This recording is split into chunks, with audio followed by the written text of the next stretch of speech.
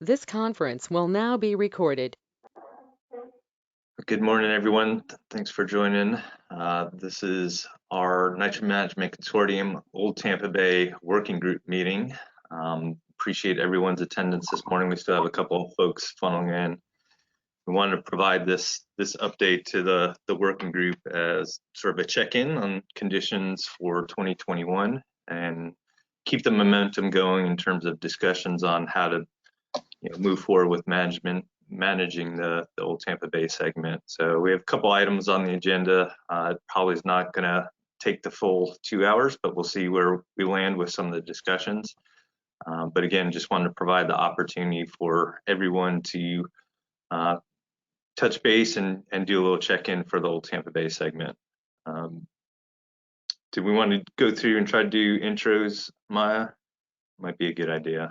Yeah, I think it's good for this group. It's not too big, and it's helpful to know everything on the line. So, yeah. I'll start off. Yeah, I'm Maya Burke. I'm the Assistant Director of the Tampa Bay Estuary Program. And we'll use the list and go in alphabetical order. If you could unmute yourself and just say hey, or turn on your camera just to introduce yourself to the group. We got, I believe, Adam Wood next. Hi there, I'm Adam Wood. I'm with Hillsborough County Public Utilities. Hey. Astrid Flores Theobald. Trevor. Good morning. Astrid Flores, the DEP, Domestic Wastewater Section. Good morning. Carrie Lopez.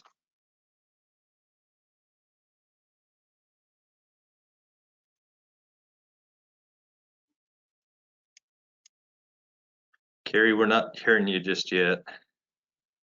Might have to change your audio input or output. We'll go to Charles Rowe.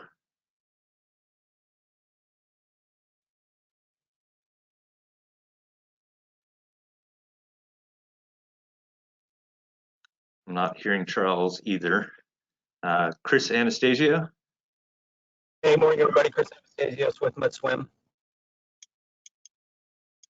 Felicia Burks. Good morning, Alicia Burks, EPA Atlanta. Heather Maggio.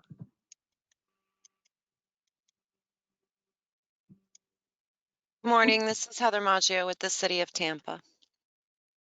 Ilya Balcom. Good morning, Ilya Balcom, Duke Energy. Irvin Keedy. Good morning, this is, let me put my camera on here. Doesn't want to come on. Hey, this is Irvin, there I am. This is Irvin Keedy. I'm with the City of Largo. Hey, Irv. Jacqueline Lopez. Hey, good morning, everybody. This is Jacqueline with Center for Biological Diversity. Jeff Corbin. Hey, Ed, this is Jeff Corbin. Can you hear me okay? Yep, you come through. Great, thank you. Jeff Greenwell. Good morning, everyone. It's Jeff Greenwell from Hillsborough County Public Utilities. John Ryan. Good morning. Hey, John. Roger Johansson. Hi there. I'm working with the Nikki. Hey, Roger. Julie Espy. Good morning. I'm Julie Espy with DEP's Division of Environmental Assessment and Restoration. Juliet Christian. Good morning. This is Julie Christian with the Environmental Protection Commission of Hillsborough County. Kendrick Anderson.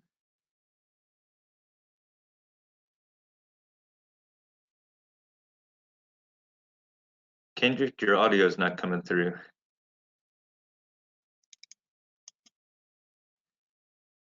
Mary Helen Duke.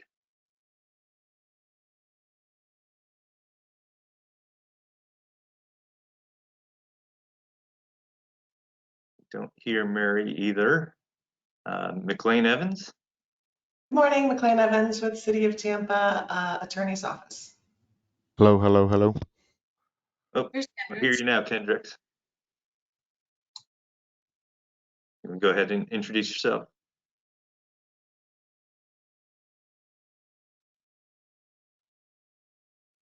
You might not be hearing us now. Michelle Holton. Good morning, it's Michelle Holton, Hillsborough County Public Utilities. Morning. Nancy Stevens. Good morning, Nancy Stevens, Sierra Club Tampa Bay Group Conservation Committee Chair. Morning. Pete Hello, Owens. hello, hello.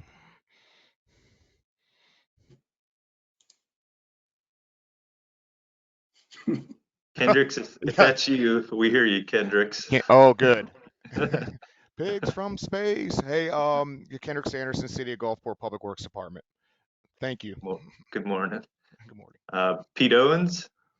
And here, Pete. Morning, everyone. Pete Owens with Applied Sciences. We're working on a lot of bay-friendly projects with many of you. Good morning. Anne Marie Rivera. Good morning. This is Anna Marie Rivera with Pinellas County Environmental Management. I am sitting in for Stacy Day. Morning. Ray Pribble. This is Ray Pribble at Janicki Environmental. Hey, Ray. Rick Gorsera. Hi, I'm Rick Orsera with Jacobs, just listening in. Good morning. Bob McConnell. Hi, good morning, everybody. It's Bob McConnell with Tampa Water. Morning, Bob. Sarah Clark.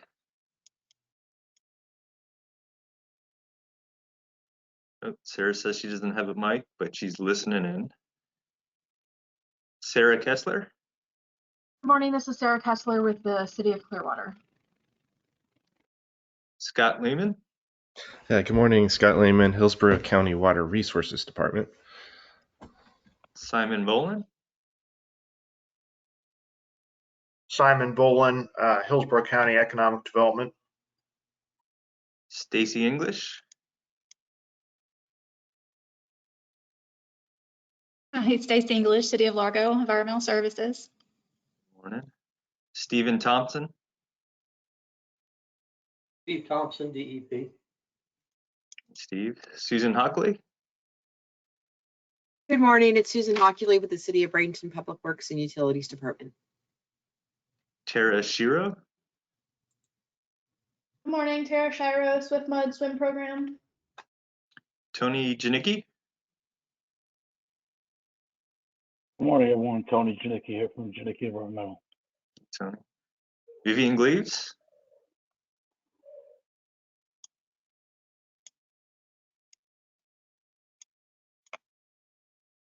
Not hearing Vivian just yet. And I know, I think a couple others have joined. Did you see who might have joined when I was going through the intros, Maya? George Howard.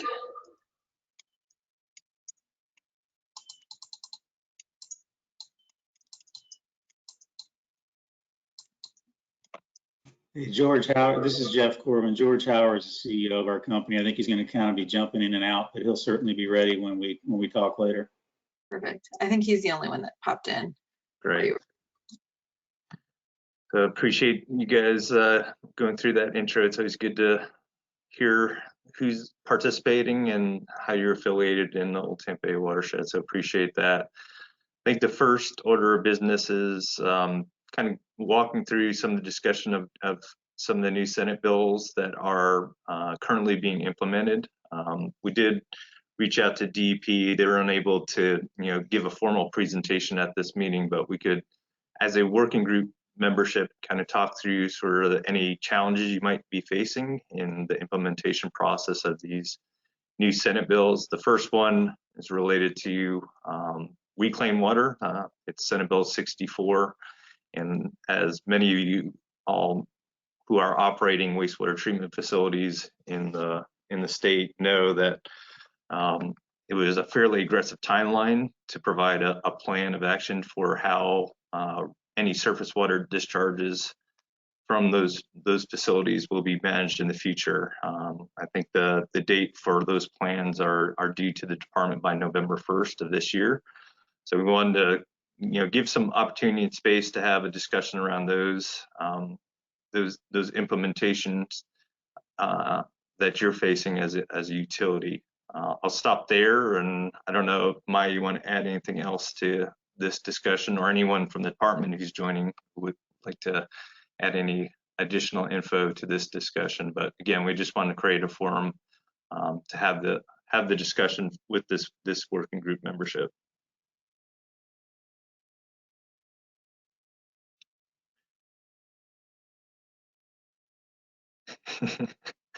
Should we pick some folks to see how they're doing in terms of planning for this, or? Yeah, I think it's helpful for us to understand, if you need additional guidance from the state, if that's something that, if we need to reconvene before November so that we can help get that information to you all. And it's also helpful for us to know, if you already have sort of a concept of how you're going to approach the plan, so that we know sort of how to characterize it when we're putting together the RA update. So we're just kind of looking to hear from you some candid conversation about where you're at and what you need. Hi, this is Susan Hockley with the City of Bradenton. Can you hear me? Yes. Hey, Susan. Okay. Well, the city, we have a wastewater plant that discharges eventually into Lower Tampa Bay. And one of the projects we have on our plate that we are progressing on, and the Water Management District is our cooperative funding partner, is what we call an Aquifer Recharge well. Currently, our wastewater plant, we have a reclaimed water system that is available on demand. So like this time of year, a lot of our customers don't need the reclaimed water because their ponds are full, if that's the method they have. We also have a surface water discharge within our permit, and our goal with our recharge well is to minimize as much surface water discharge as we could by injecting it into the upper Florida aquifer to help with the potentiometric surface of the aquifer in our system. So we are in a 30% design stage currently, but we hope to have it operational. I don't know the exact schedule, but I want to say by 2026, fully operational, but that's our current plan for minimizing our surface water discharge into the river, along with feeding our reclaimed water customers.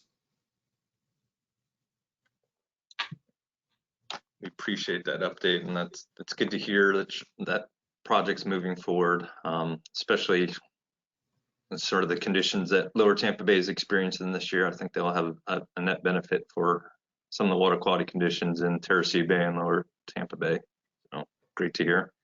Yes, less nitrogen into the bay, it can benefit us all.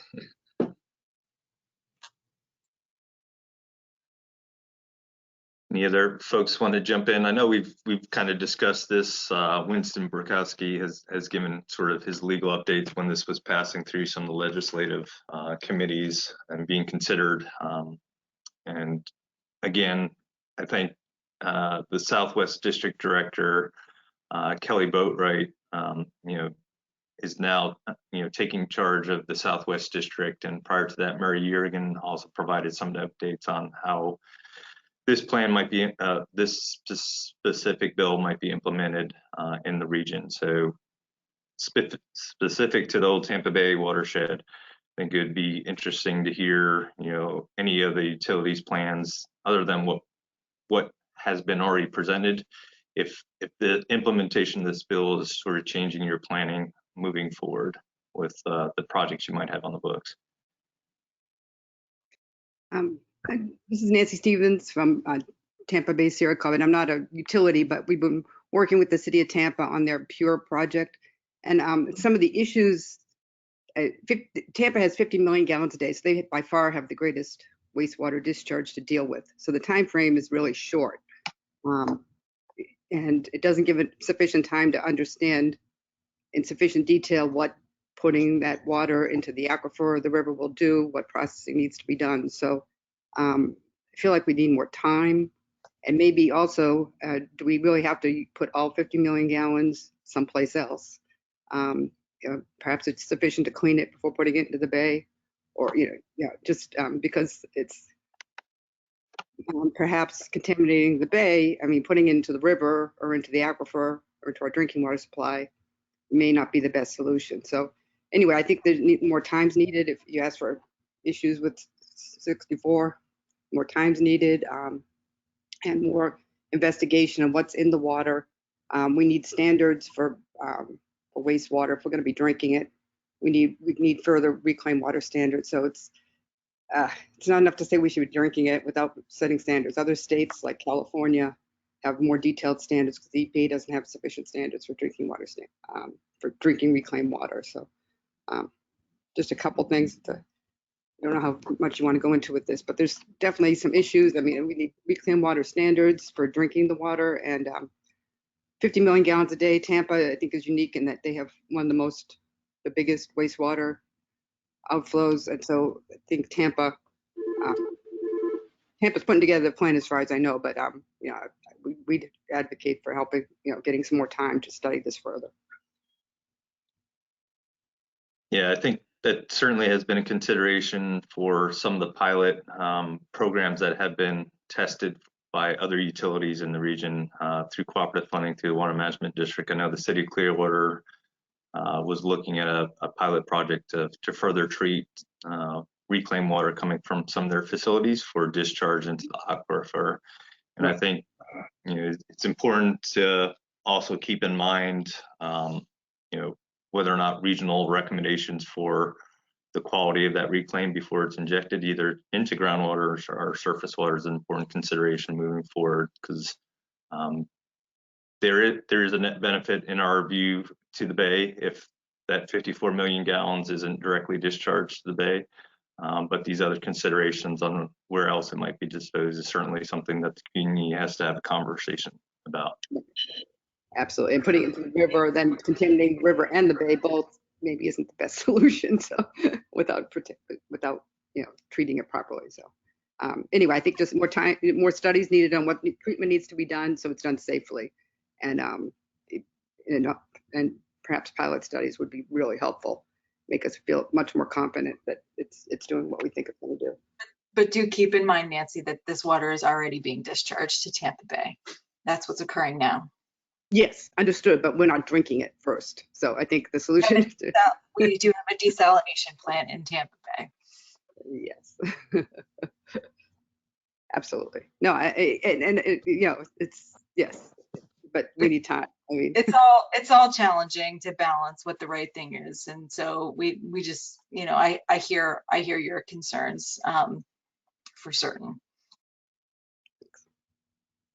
There was a question in the chat from Jacqueline Lopez, and she's asking if we could speak more to the need for improving potentiometric pressure in the region. And I know, I mean, that's been some of the discussion of using this reclaimed water for beneficial use in terms of preventing saltwater intrusion in sensitive areas, particularly along the Gulf Coast, up and down Pinellas and western Hillsborough County, and then also in the southern water use caution area. You know, recharge into the aquifer is an important consideration for some of these beneficial uses of reclaimed water in the region as well. I don't know if there's anyone else from the district that could speak to that in particular. I'm definitely not an expert in that arena, but I know, you know, that is one consideration for many of the reasons why some utilities and entities are pursuing these recharge projects to enhance our groundwater conditions in the region. And yeah, you did a good job of characterizing it at a higher level. I'm probably not the best one to speak to that, but maybe I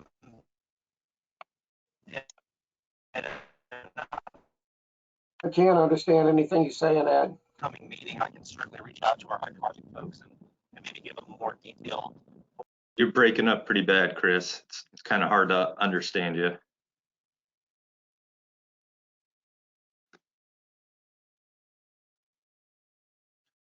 Jeff, do you want to speak to any projects that you've been involved with and sort of the benefits? Well, we're continuing with our SHARP program, regardless of Senate Bill 64. Short of it is, we installed SHARP 1 about 6 years ago, or turned it on about 6 years ago, or maybe 7 now. We've got 4 billion gallons in the ground. We've never seen, even though we're into an aquifer with the TDS of around 40,000 started there, we now have reduced the TDS at 1,200 feet away to around, I think, less than 3,300. We've not seen any indication that we're migrating vertically in that location with our overlying compliance monitoring well. We turned our second Sharp well on in February. It's on track and looks very similar in the startup that Sharp 1 did. We're seeing no impact to the overlying compliance well there either, other than a slight change in head, which is understandable given the head at the injection point. So, you know, that's where Sharp is. We're obviously a direct contributor to the MIA Swaka recovery. Both those wells are in the MIA. And if those wells reach their potential of 3 MGD a day, that'll be 6 million towards the 25 MGD reduction under the Swimmel plan. We're close to completing well number 3, which is actually called well number 4, in the Sharp area as well, and we hope to have that one online by the end of the year. We're doing that regardless of Senate Bill 64. So Yeah, so the Water Management District has been sort of encouraging partners through the region to offset those impacts to groundwater from withdrawals for quite some time, and that's driven a series of projects.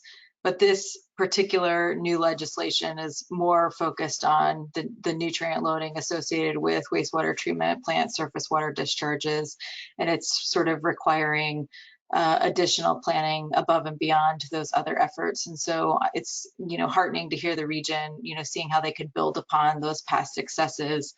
But I think for some folks, especially those that aren't over there on the MIA side, they'll have to come up with alternative things, and they don't maybe all have the same experience planning this work. So I think just to build upon that, I think the recovery of some of our groundwater and wetland features, you know, from past water issues we had in terms of supply, and you know, it's a testament to the region and the recovery that has happened in the region of our water utility and the water management district in terms of managing those resources wisely. So, you know, this is part of the mix in terms of ecosystem restoration, I think, and continue to kind of talk about, you know, what are the beneficial uses of that reclaimed water, because it should be used as a resource and something viewed as an asset for both, you know, the benefits of offsetting our demand in the future, as well as benefiting some of the ecosystems that, you know, that water is interfacing with.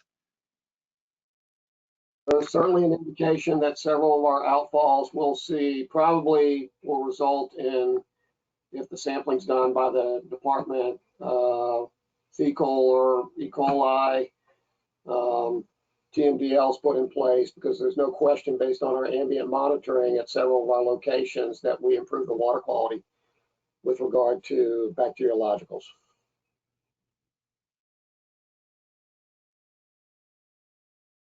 So I don't want to cut the conversation short, but also want to provide the opportunity for those managing stormwater systems to have any discussion around Senate Bill 712, implementation of the Clean Waterways Act. I know Kelly Levy with Pinellas County is sitting on the TAC, the statewide TAC, that will provide recommendations to the department on potential stormwater rule revisions at the statewide level.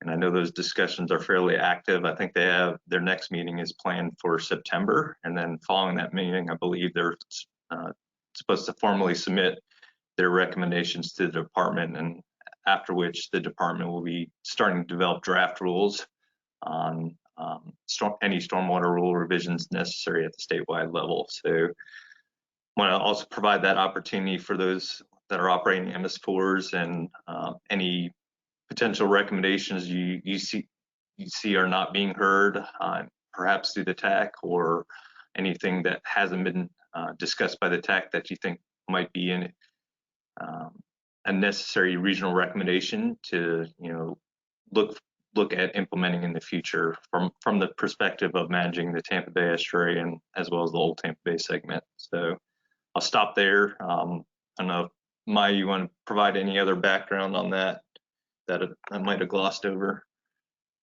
But I had one more thing. Yeah. Sorry, Maya. Go for it, Jeff. The Florida Water Reuse has a working group on Senate Bill 64. So anybody that has not been participating in that or would like to, if they just reach out to me, I'll get them. I'm not actually, Hillsborough is part of that, but I'll give them the contact information on that if they're interested. Yeah, that'd be good. We could include it in the notes from this meeting as well, Jeff.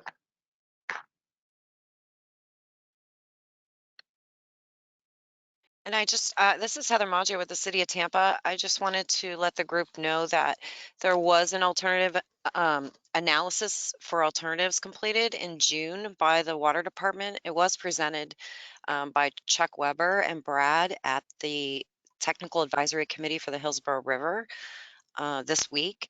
So their intention was to meet the deadline for 2032. And they also, their next step is a 30% design plan, just so you know that that is occurring. Thank you for that update, Heather.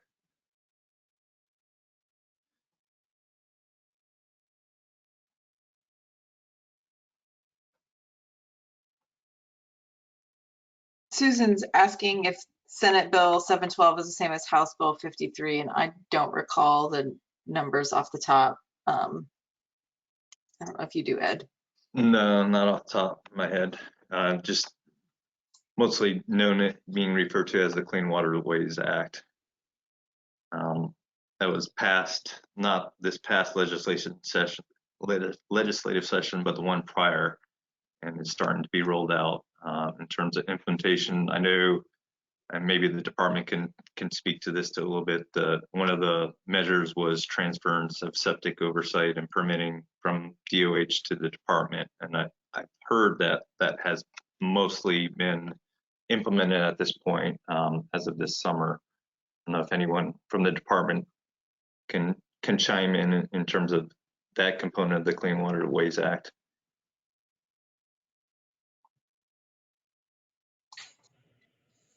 This is Julie. Are you talking about the transfer of the OSTDS program? Yeah, correct. Yeah. Yeah, no, that's going, they're over here, and it's going well. You know, we spent a lot of time putting together an interagency agreement between the two agencies to ensure, you know, who's going to do what during this transition period.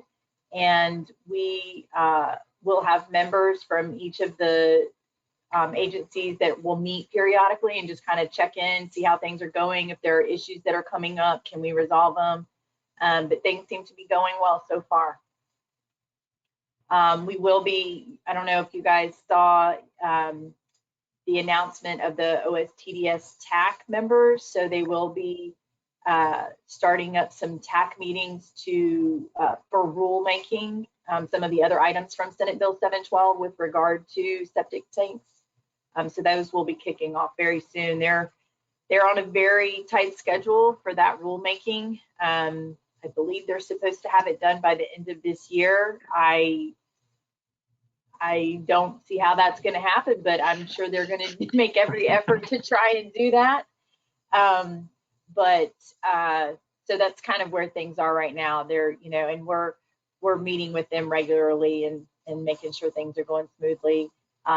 We may be doing some quick rulemaking for my division to help us with the permitting of septic tanks in some of our BMAP areas. We'd had some rule language that DOH was working on and they were going to do under their rules, but now since the program is at DEP, we may do it a little bit differently, but just to give you a heads up on that, that may be coming out soon also. Can you give any perspective on the rulemaking related to the stormwater revisions anticipated? Not really. I know that, you know, that's not moving super quickly. I mean, They just finalized kind of the, well, actually, I'm not even sure if it's finalized yet, but the report from the TAC. So they're putting together a document that outlines all of the discussions that the TAC had and kind of not really decisions, but probably recommendations maybe out of the TAC. And then that will start kicking off rulemaking workshops and public meetings and things like that to go over those items. So I think that's kind of where they are with that right now.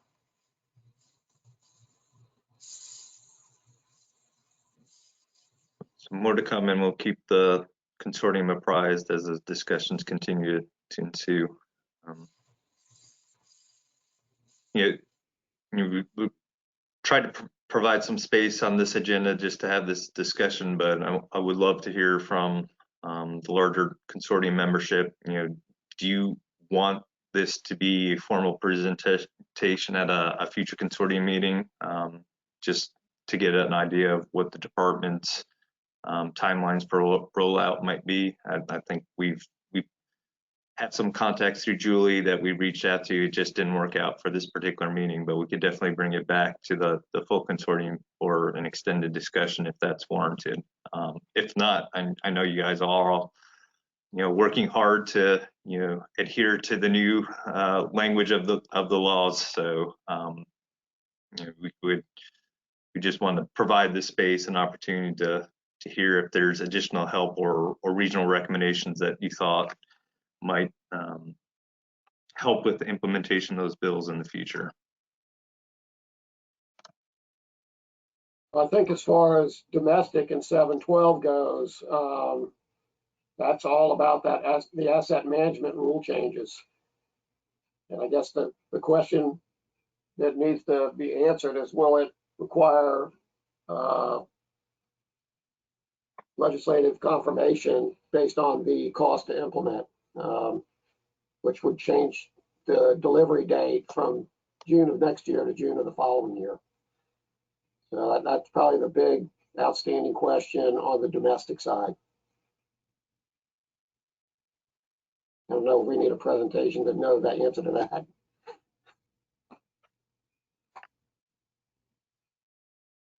And that's more related to the timing of when you need to provide that information? Right. I mean, we're planning as of right now to June 2020. Provide it next year.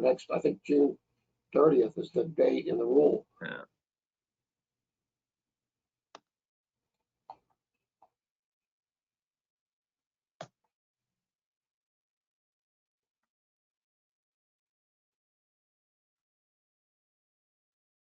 Kendricks and Susan, are you all saying yes, you'd appreciate hearing more from the department on this topic in the future? Yeah, Susan would. Okay, thank you. That's useful feedback. Yep.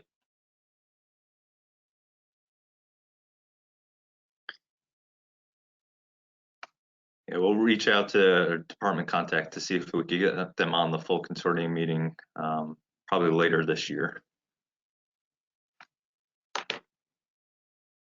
Any other conversations around that first agenda item? I don't want to cut it short, but we do have some other things to discuss in relation to Old Tampa Bay management.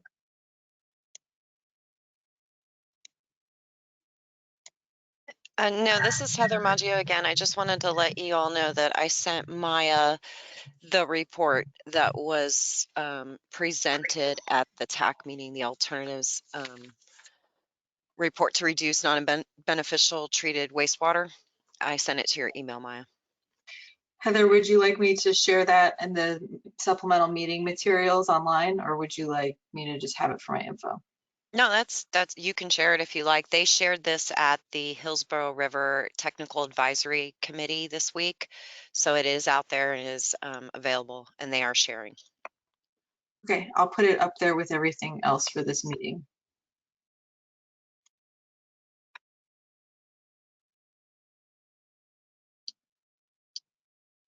All right, hearing no more discussion, I'll move on to the next agenda item. So we wanted to provide an opportunity this morning just to give you guys an update on water quality conditions. And this is not so much on results for this year because we only have about half the year's worth of data so far.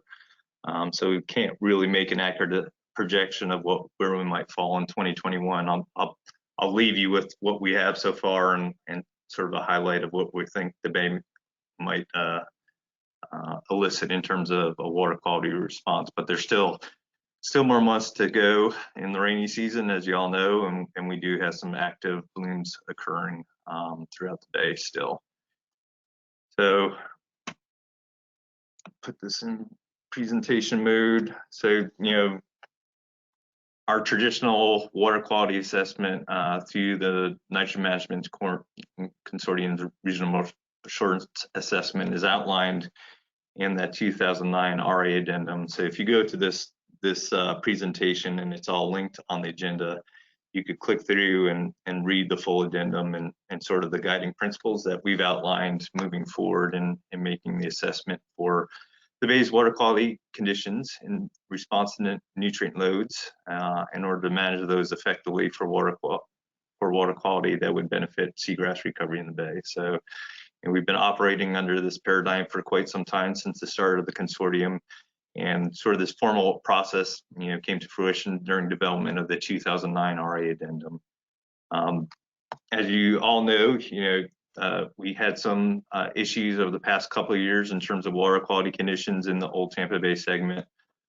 Annually recurring pyridinium blooms, we suspect, are leading us not to meet those chlorophyll A criteria that have been established for the Old Tampa Bay segment. And sort of problematic conditions last year is that we didn't have a full year's worth of information.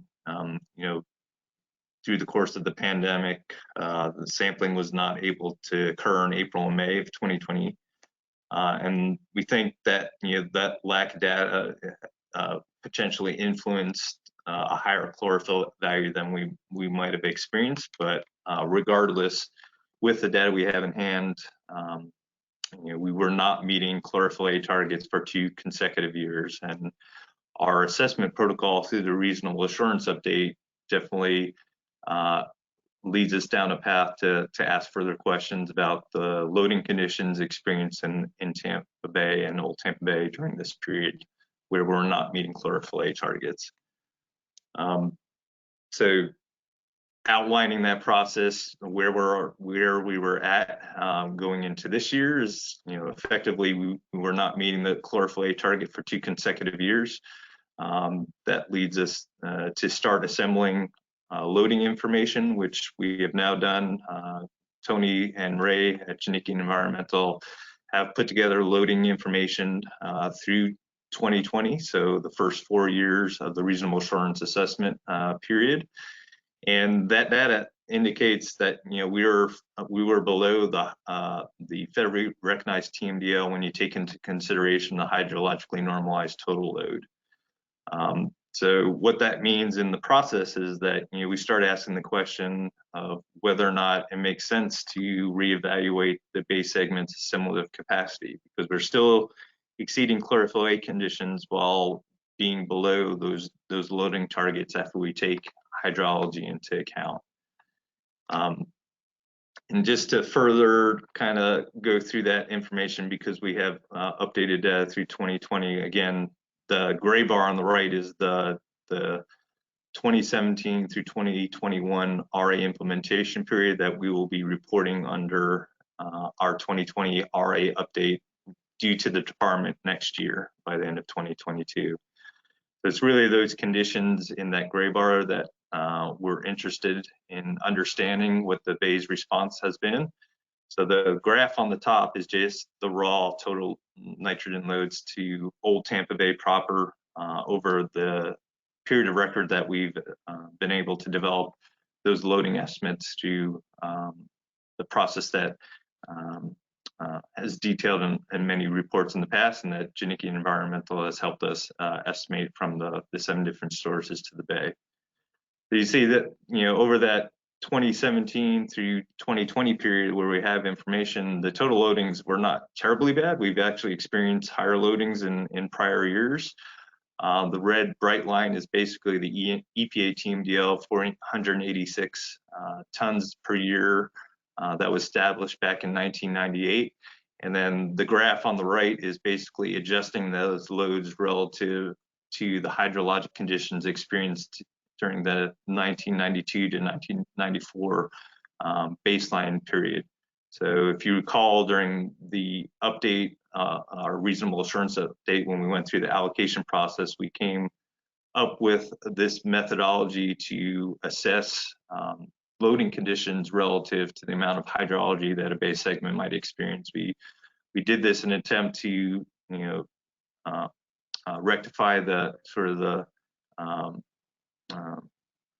issue with, us potentially not meeting water quality criteria while meeting loading, and also seeing seagrass coverage increases during that recovery period since the early 2000s in many of the bay segments. So this was to take into account, to a certain extent, residence time and its influence on the expression of chlorophyll A conditions in each of the bay segments. So, since the RA 2009 RA addendum was established, and that process to assess the total loads relative to the hydrology from that baseline period, the old Tampa Bay segment has been below that bright red line. And again, the experience, what we're experiencing lately is creating a renewed disconnect in terms of how we're meeting the chlorophyll A targets that were established and the bay's response to these nutrient loads. So we're again sort of at the point of scratching our heads moving forward in terms of managing total loads to the bay, particularly this bay segment with a lot of the issues that we've been talking about that are also unrelated to the total loading going into that bay segment.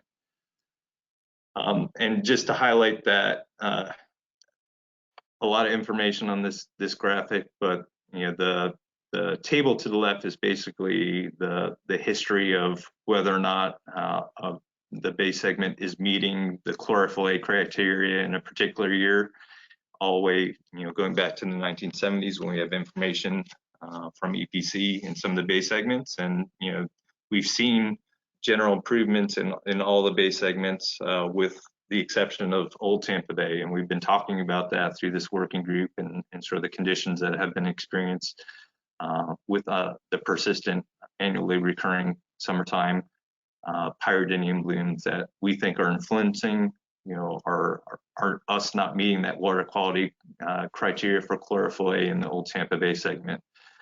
But more recently, the district has updated their seagrass coverage estimates through 2020, and unfortunately, we seem to have peaked in terms of bay-wide seagrass coverage in 2016. And since that time, we've seen some slight reductions in seagrass coverage, not only in the Old Tampa Bay segment, but in other bay segments, but probably most profound in the Old Tampa Bay segment. So from 2018 to 2020, we've lost over 4,000 acres of seagrass in the Old Tampa Bay segment. And that seagrass coverage hasn't been entirely lost. It has been supplanted, we think, by some chlorophyll, but it is, I think, a warning sign for sort of the water quality conditions that have been experienced in that bay segment over the more recent time period, and whether how loading into the system is influencing those conditions are, what we're continue to have conversations through this group and continue to work with some of our partners to kind of understand how we can better manage both loading and the other physical alterations and alterations to the watershed that might be influencing the expression of algal blooms in this particular bay segment. So we know we still have work to do in Old Tampa Bay, and as it stands right now, bay-wide, we are below the recovery goal that we just renewed and updated in 2020 for bay-wide seagrass coverage of equaling about 40,000 acres in Tampa Bay. And we know a big part of meeting that goal is probably improving conditions in Old Tampa Bay to regain a lot of the lost acreage that we've experienced over the more recent period. To take a little closer look in the loads over the more recent period. You guys still seeing my screen? Yes, Okay. but it's still your PowerPoint presentation. Okay. You're seeing Old Tampa Bay major loading source trends now? No, just your PowerPoint presentation, recent water quality, seagrass coverage.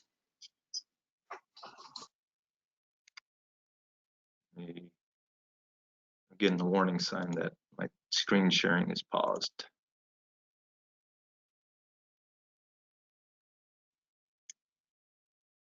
You see it now? Yes. Thank you. So looking at more from a major source perspective, this is for the road we're going on in terms of not meeting those chlorophyll conditions over the past 2 years of taking a finer scale look at you know, the major sources of loads into the Tampa Bay segment. Kind of broke it out towards the major sources that we're able to estimate, again, thanks to Janicki's staff for quickly getting this information together. So this is data through 2020. And again, I think, you know, we've experienced some higher loads perhaps in the past, particularly from stormwater sources. But in total, in that gray bar of over the 2020 RA update, we're still experiencing conditions that are not conducive to maintain water quality below that 9.3 microgram per liter chlorophyll A criteria. And I think when I started looking at this information, one of the troubling things that pops out to me is that there is a significant increasing trend in stormwater loadings. If you look at the entire period of record, we know, especially in 1998, this high point, you know, caused some issues in terms of seagrass coverage throughout Tampa Bay. This was an El Nino period where we had a slight setback in water quality conditions bay-wide, and we also saw a reduction in seagrass coverage.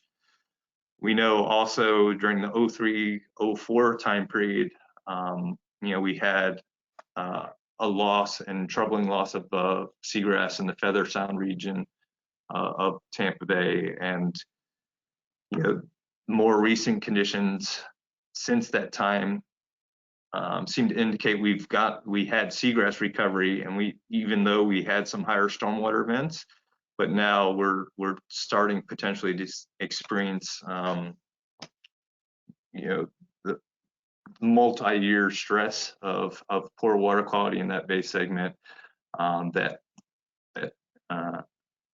is from, you know, a variety of nutrient sources, but it's troubling to see that, you know, stormwater conditions and loadings might be increasing in this bay segment. So moving forward, how we manage that is going to be a challenge, because we know the nature of that watershed, but it just brings to light that, you know, this major source is highly variable and is going to be difficult to manage effectively in the future because of the limited amount of space to do large stormwater improvements. And we've modeled some of that condition in using an Old Tampa Bay integrated ecosystem model, and it's going to take significant resources to address not only stormwater loadings, but the other loadings that contribute to the total load into this bay segment. So want to provide that information because I know it has been part of the conversation in the past, and some of the things that I've presented.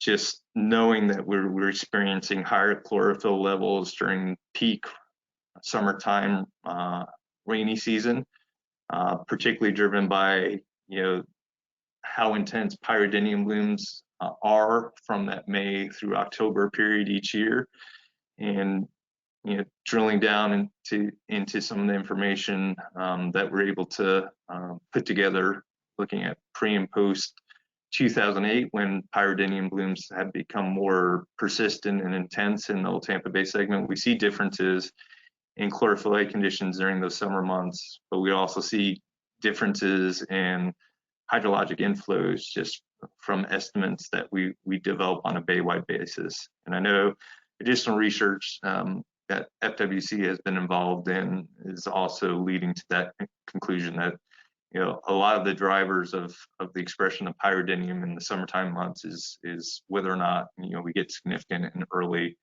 hydrologic inflows into the upper Old Tampa Bay segment. So this is just some plots showing that there are some statistical differences in the more contemporary period, both in terms of the intensity. We have higher chlorophyll A concentrations during the summer months, primarily related to these pyridinium blooms, but we're also seeing potentially higher summertime antecedent hydrologic inflows over the more contemporary period. So the dynamics of the system is changing, and the ecology is potentially changing, and that's why I think we need to have a conversation moving forward on how we manage not only the loads, but how the expression of those loads might manifest in the Bay segment. And I'm sure you all are following. 2021 is also presenting some other confounding factors. I went through some of the long-term loading information that has been developed on a bay-wide basis, and if you look at the past 10 years loading data on an average annual basis, if you chunk that up, just divide by 12, on average over the entire watershed, and we experience about 285 tons of nitrogen going into the bay over the entire watershed. And you can see the major sources that are attributed to that tonnage on a monthly basis. And again, this is a real crude estimate of what an average month might experience in terms of nutrient loading. And we know, earlier this spring that a significant a loading event occurred through the emergency Piney Point discharge. So, everything that has transpired since that loading event occurred, and particularly in middle and lower Tampa Bay, we do see more primary production, higher chlorophyll values from the monitoring that is being conducted down there. So this influence of this load and how it persists in the entire watershed and bay segment, we're still unsure about.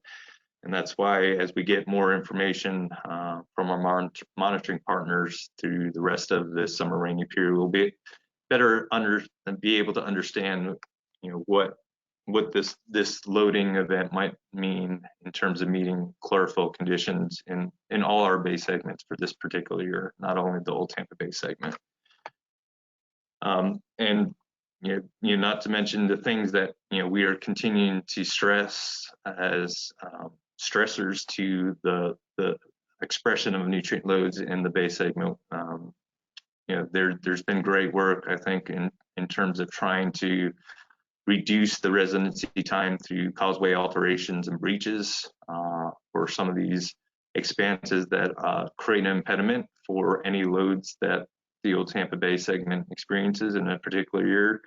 And we think there's more work to be done. I think there's a new Gandy PD&E study being developed right now through the DOT, so that might prove to be another opportunity to engage with DOT on a project that might have a benefit in terms of reducing residence time. And portions of Old Tampa Bay we know have poor water quality conditions as it relates to loading and retention of that loading in particular areas where pyridinium capitalizes on those nutrient and physical water quality conditions during particular seasons of the year. So we know we have to continue to work on these things in the Old Tampa Bay segment.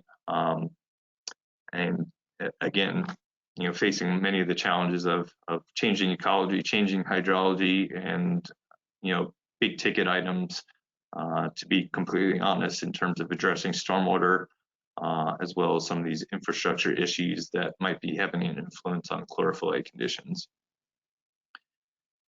So that's a real quick overview. What I have on the right here is our best guess as it stands right now, where 2021 might land in terms of the estuary program's management targets. These aren't related to the regulatory criteria for chlorophyll A. This takes into account both chlorophyll A concentrations and the light environment, looking at light attenuation in each of the bay segments. So we were able to look at the data we have on hand, and that's basically a half year's worth of data through June, and also try to fill in the rest of what we could potentially experience with the past 5 years average, and using that information, we can come up with the guess of whether or not we'd meet overall bay management targets for that would support seagrass. And it looks like for the majority of the bay segments, we might get there. Again, this is on very, very preliminary data. The interesting thing for Old Tampa Bay is that the light attenuation is what's potentially triggering us not meeting those management targets for the Old Tampa Bay segment. And this is, again, from real preliminary information that we've been able to get from EPC through June. We still have 6 months of data and the brunt of the wet season to feed into this assessment. But it does look like we might be close again in the Old Tampa Bay segment of not meeting criteria supportive of seagrass regrowth. So that's where we stand again, and that I think has ramifications again how we move forward and manage the Old Tampa Bay Bay segment because we're looking at persistent water quality issues that are now having an effect on seagrass coverage extent, primarily in the Old Tampa Bay segment, but in some cases in other areas of the watershed too. So we need to take that in light and come up with a plan over the next 5 years. The 2022 RA update will basically highlight actions needed over the 2022 through 2026 time period. And given everything we've experienced over the past 5 years, there's a renewed interest to look at better managing nutrient loads, particularly in the Old Tampa Bay segment, and then also these other projects that would have a net benefit for water quality conditions in Old Tampa Bay. So I'll stop there.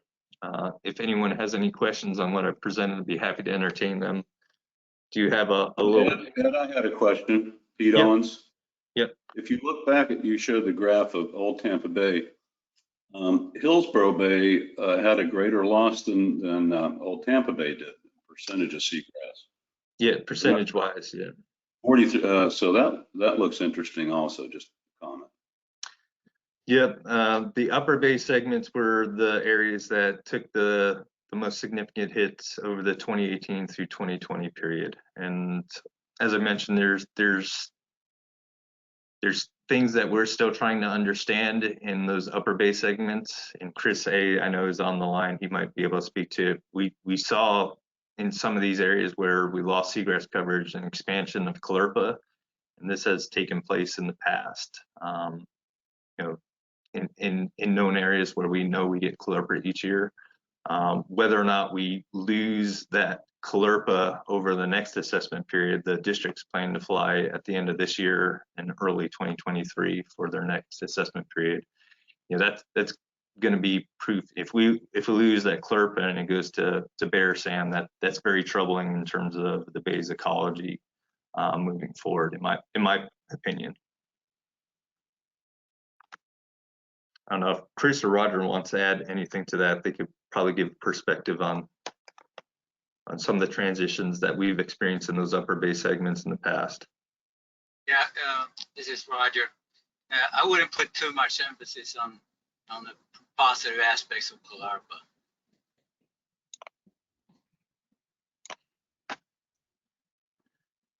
It's better than bare sand, though, right? Not sure about that either.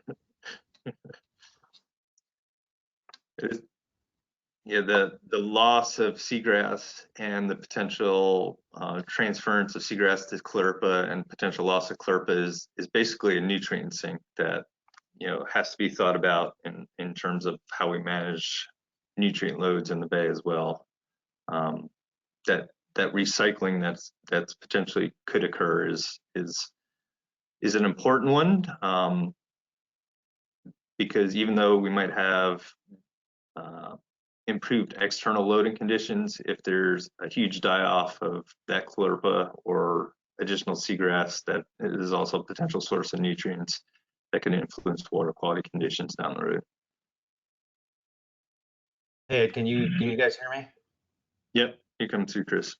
Yeah, so I think you characterized it correctly with respect to, the loss that we've seen in the upper bay segments. A large proportion of the loss in Hillsborough Bay was along the deep edge, so it would suggest that light conditions were not sufficient to maintain the grass along the deep edges. So if you look like along Bay Shore, and then even on the other side, on the east side of Hillsborough Bay, a lot of the loss that we saw was basically along those deep edges.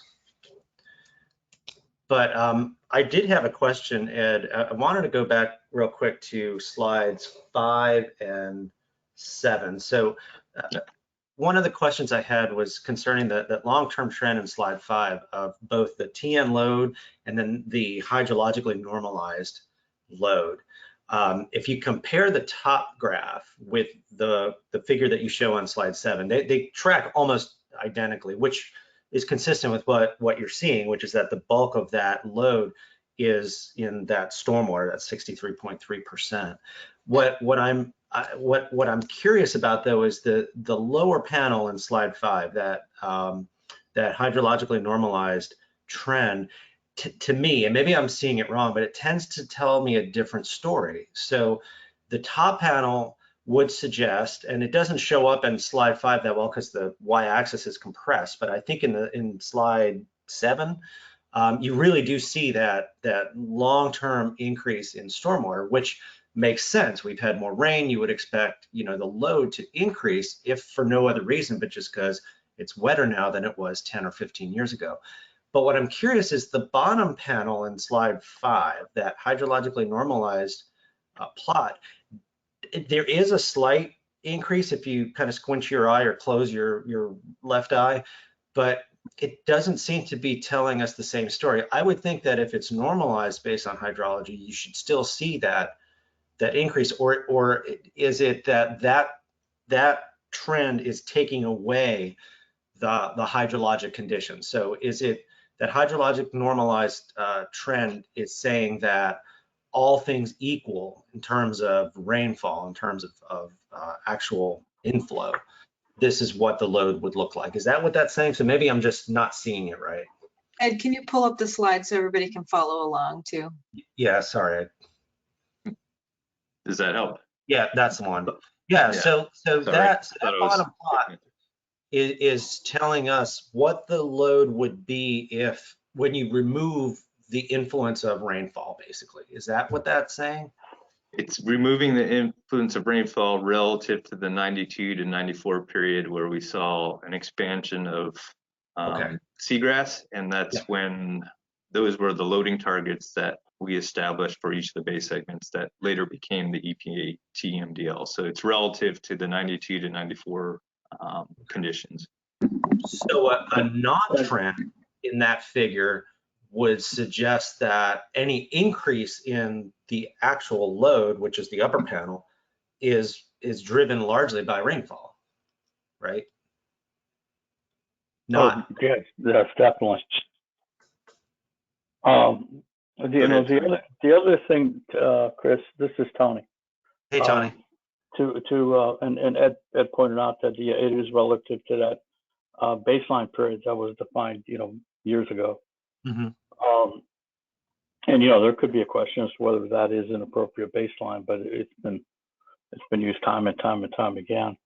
But I think the other aspect, I remember when we presented this a concept of the hydrologic normalized loading to EPA up in Atlanta. I mean, that came about because at that point in time, while we were meeting our chlorophyll targets, we were not meeting our absolute TN loading targets. And so, we looked at, what may be the cause for that conundrum. Mm-hmm. And so that's how we came up with that hydrologic normalization, recognizing that hydrologic normalization not only has an influence on the rate of delivery of the nutrient, but also on the residence time within the water body. So it's kind of killing two birds with one stone in terms of assessing how the variability in rainfall may affect the loading and the resulting water quality in Old Tampa Bay. Okay, thanks, Tony. Yeah, that makes sense. So based on what you just said, then it follow then is the assumption more rainfall means lower residence time? Yes. Okay. Yeah. That was the original assumption, Chris, yeah. Okay, yeah, just making sure I'm on the same page. How do you guys think sea level rise plays a role in that? Because now we're talking, maybe 20, 30 years later. Do you think that there's any influence on residence time based on the changes in sea level rise? I know they're relatively small over that short period of time, but could that be something to look at? We actually have a model run that was done for the Old Tampa Bay project. Okay. Where we looked at the influence of sea level change, but we didn't look at as a response in residence time. So the numbers are in a can someplace where we could address that issue. Yeah, I remember that was part of the model. I don't remember, it's been a while since I've looked at that. If it was a scenario based approach where you had various sea level increments, or if it was just based on a current at that time, which was what, going on 6-7 years now, that that projection. Yeah, it was an anticipated increase in sea level rise that was provided to us. Yeah, I think it was the original CSAP recommendations for the region that we tried to integrate into the model. Yeah, that's what I recall too. All right, cool. Thanks, Tony. Thanks, guys. I don't mean to hijack the conversation, but I did have one other question just for the group as something to think about. And we talked about this before, but the influence that temperature is having on the life cycle of pyrogen and other phytoplankton seems to be something that keeps being brought up, and not so much as an average temperature, but more as on the ends. Like one of the things that we've noticed just in our seagrass mapping, and in fact this year we're changing the flight window to December 1st. So we used to go November 1st to February 28th, but what we've seen in the last couple cycles is November looks a lot more like September than it does December anymore. And so because we don't have the clarity that we used to, and even the sky conditions are more reminiscent of summer than they are of winter, we decided that we would push that window to December 1st. So it just seems to be, at least anecdotally, the conditions and we'll use Old Tampa Bay here since that's what we're talking about, that window of growth for phytoplankton seems to be coming earlier in the spring and lasting later in the fall. And I wonder if that's something worth looking at in terms of trying to understand how nutrients are cycled internally in the bay, irrespective of the actual load coming in. I know Marcus and I think both Tony's group have started looking at other physical water quality parameters. And Tony, do you have anything to add to that? Yeah, I think that there's something there, Chris. And I'm looking at not just in terms of Tampa Bay, but Florida in general.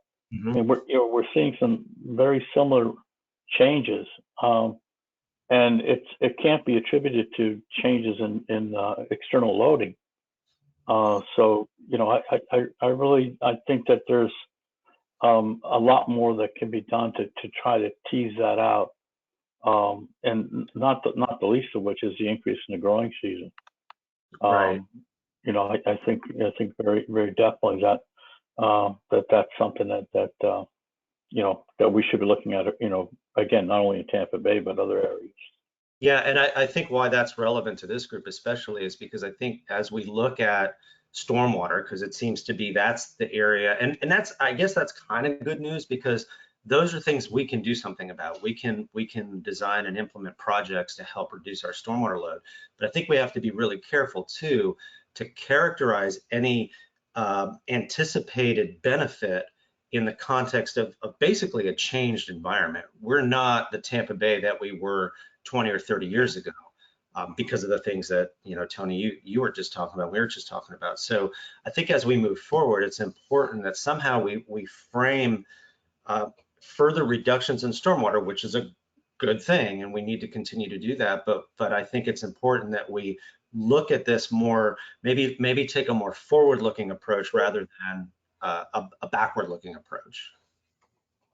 I mean, years ago, it was a long time ago now, that we did some work up in Maryland on stormwater treatment effects on temperature as it related to trout streams. Of course, the trout are much more sensitive to changes in temperature, but the typical kind of stormwater ponds, it can have an impact on the downstream, temperatures, in the flowing waters. So, to what extent, some of these treatment effects might be showing up at, in Florida. It's who knows.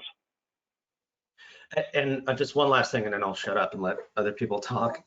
Just to plug our swim plan. So, you guys know we're in the process of updating our Tampa Bay swim plan.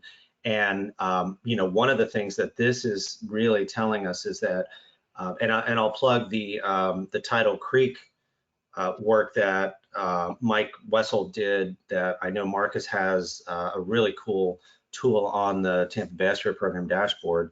But this is something that I think, we're looking at, is using that information to target these tidal creeks to get at perhaps some of this problem and maybe reversing this increasing trend. So I think it's all coming together, which is really exciting.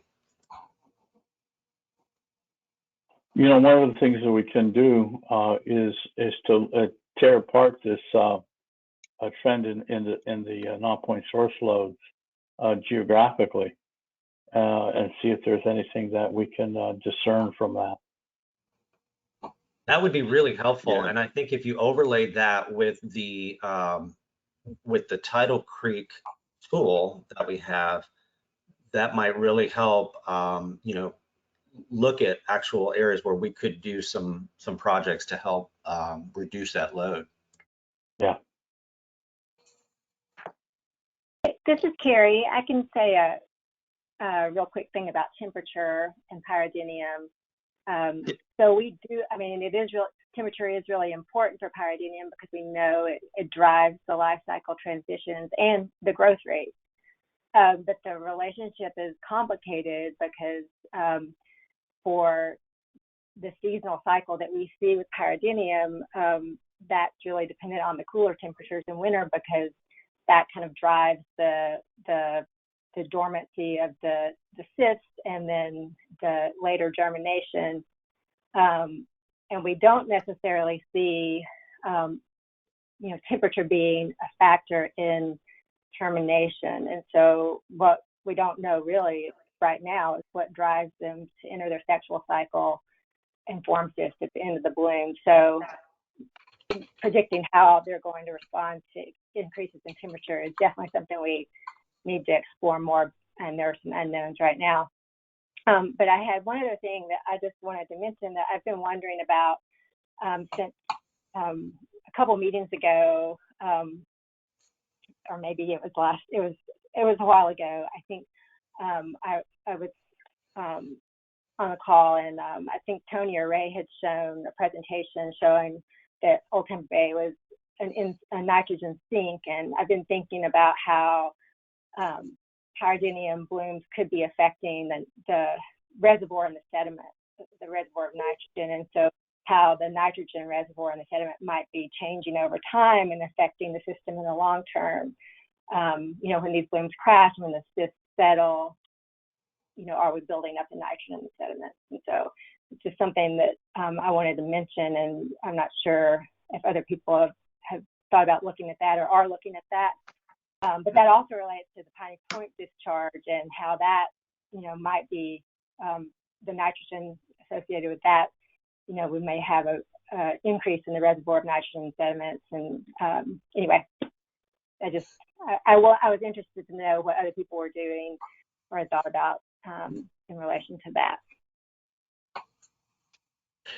I also think so. I'm wondering what your opinion is on, if there even is some maybe, I don't know, symbiotic, but just some relationship between what appears to be the increase in Chlorpa proliferans in Old Tampa Bay and the prevalence of pyridinium. Seems that both are competing for the same nutrient sources, and so I wonder if there is some nutrient cycling there where there's release of nutrients, the Chlorpa is there. I can outcompete the seagrass, especially if the light conditions aren't optimal.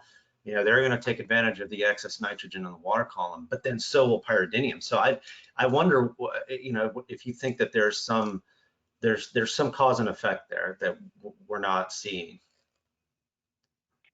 It's an interesting question. I don't know. I mean, it's definitely something to look at.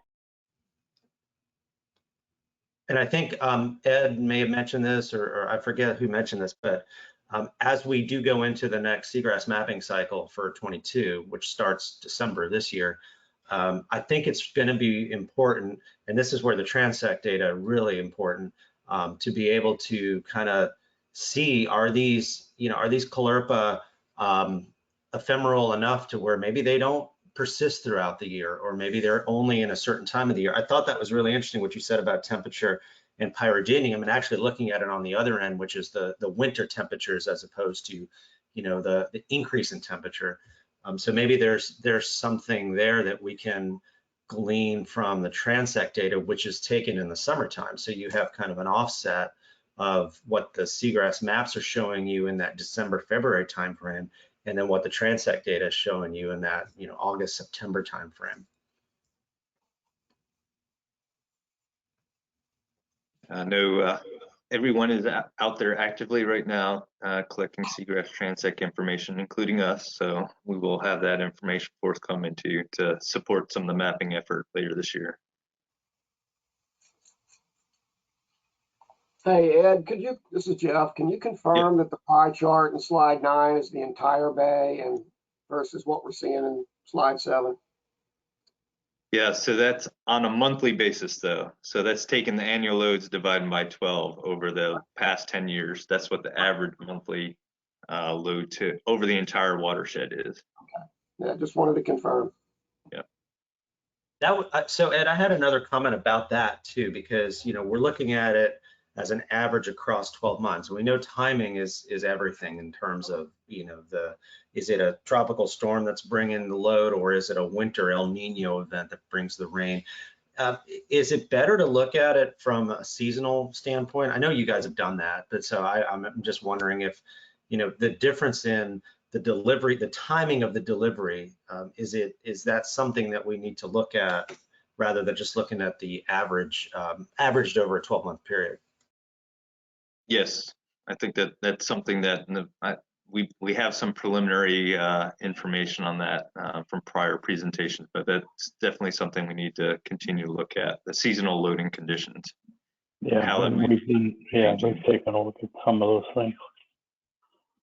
So maybe there's a way, I'm spitballing, but maybe there's a way that, when we look to opportunities to do stormwater management, are there ways we can control perhaps the delivery of it, rather than the total, focusing on the entire, annual average, but as opposed to that, maybe trying to focus on those times of the year. We all know what times of the year those are going to be, typically the rainy season where you're going to get most of the nutrients. I don't know, maybe there's some opportunities to do targeted. But I think that that's kind of the concept as we all understand it.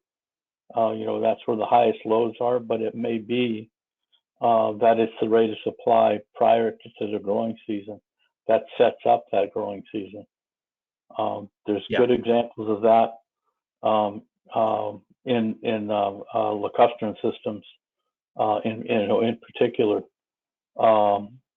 Especially if you have a water body that tends to become stratified in the summer, that can be a very important consideration as to when that rate of supply was occurring.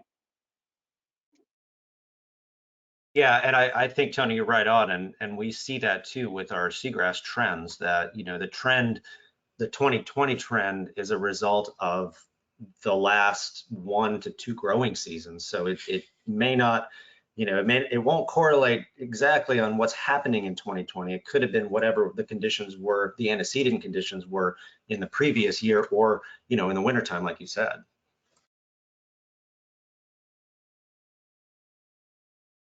I think we tried to break that down on more of a seasonal basis in relation to chlorophyll conditions, but there's definitely additional analyses that we could start taking a look at and further tease out the loading conditions on a seasonal basis and see how that might influence things moving forward.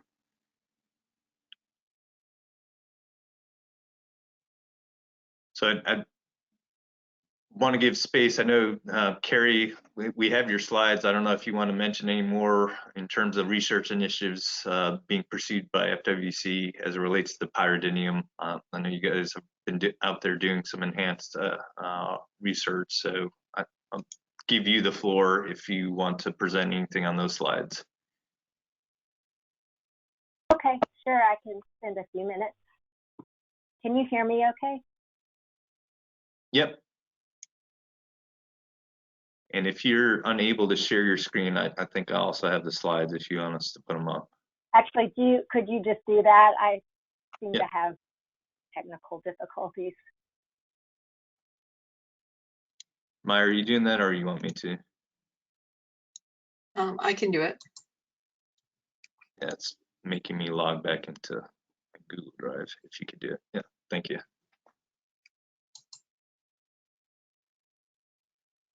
Okay.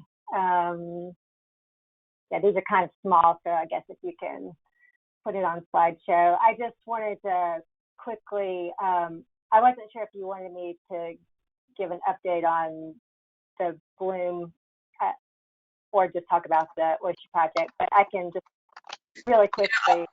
Let me just offer a quick little intro. I did include links in there to the latest EPC runs in Old Tampa Bay. So, you know, I know everybody, red tide was top of mind, but we are continuing to see pyridinium blooms in Old Tampa Bay.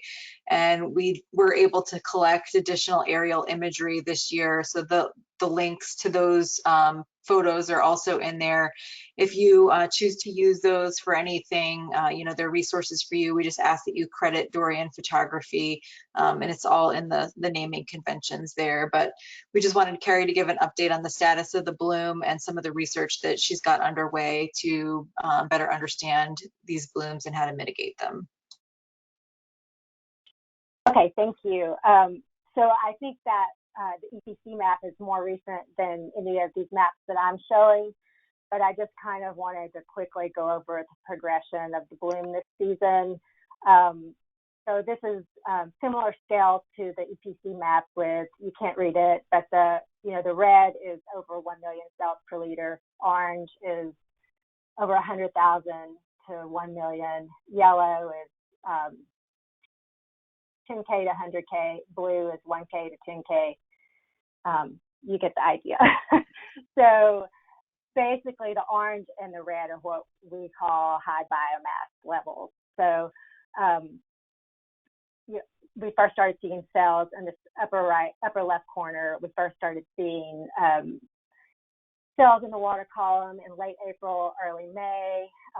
We didn't really see high biomass levels until early June, and that was the bloom really was the most intense north of Courtney Campbell through June, and then by early July it was really throughout Old Tampa Bay, and you know, we kind of consider that the peak in July, and we've kind of been in bloom maintenance mode since then. So these bottom three plots show early July, July 23rd week, and then early August. And the EPC map was, I believe, last week. So that would be a week after this August map. And so we're just kind of, oops, sorry, dropped my phone. We're just, you know, still seeing these high concentrations throughout Old Tampa Bay. The next slide, though, shows we've kind of seen hints of a decline. If you want to go to the next one, And so these are just our flow through maps. Yeah, no, the next, that one, you're right there. Yeah, so these are just our flow through surface maps of chlorophyll. And just to kind of show you, the map on the left is showing salinity and chlorophyll for July 9th. And then on the right, we've got salinity and chlorophyll for July 21st. And in the scales for chlorophyll are the same on these. So you can see early July, we were really solid along this sampling track in the surface, solid chlorophyll A above 20 micrograms per liter. But then by 2 weeks later, we were starting to see more patchy distributions. We still had really high levels in some locations, but we were seeing patches of lower chlorophyll. And so sort of a sign that it's starting to decline, but like I said, we still have high concentrations. And we have people out today sampling, so we'll see what things look like this week. So that's really all for the OTB update that I have. I don't know if anyone else wants to add to that or.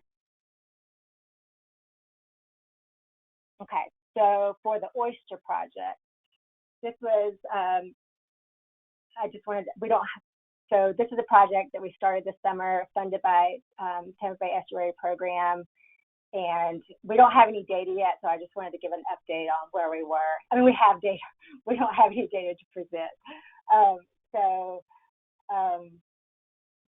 Basically, the goal of this project was to assess the clearance rates, the ability of oysters to graze pyridinium after prolonged exposure. And this was the phase 2 that followed on to some studies where we looked at short-term exposure of oysters and clams to pyridinium and to see how effectively they could graze pyridinium.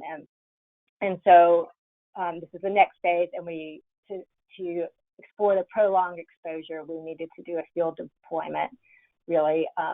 So we deployed cages in the field in Feather Sound, and those cages were deployed for 84 days. And this plot on the lower right just shows we had YSI and turn design barometer deployed. And so this is just to give you an idea of the length of deployment. And so early May, we deployed the cages. We had about a month and a half of low-level pyridinium exposure, and then the last month of the deployment was really at peak levels. We pulled the cages at the end of July, and so now we're just processing and analyzing the data. And so we collected, like I said, the in situ information, the chlorophyll fluorescence, dissolved oxygen, salinity, temperature, but we also went and sampled oysters weekly for toxins in tissues and bi-weekly to assess clearance rates. So we were looking at the clearance rates over time. And even though we pulled the cages, we added on sampling at a natural reef site, and that's near in the Mobley Bay area, that the reef that's up there. I don't have a map, but we're collecting oysters from there to look at toxins in tissues and clearance rates during and after the bloom, and to see how that compares to our deployment. So that's it in a nutshell. If anybody has any questions, I have one more thing I wanted to mention before I forget that's not related to the Oyster Project, but I just wanted to let people know that Matt Garrett with our group has been working to get a buoy in Old Tampa Bay with YSI EXO multi-parameter sondes on it. So he's hoping to deploy that as soon as tomorrow. He's been working on it for a while. So I just wanted to let people know that that will be out there. And we're going to be testing it out and working out the kinks probably, but just a FYI. Okay, any questions on any of that?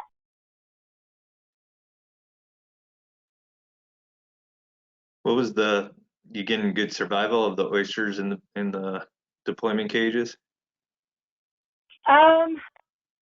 We can say, I can say that we saw an increase in mortality as in July compared to the rest of the study.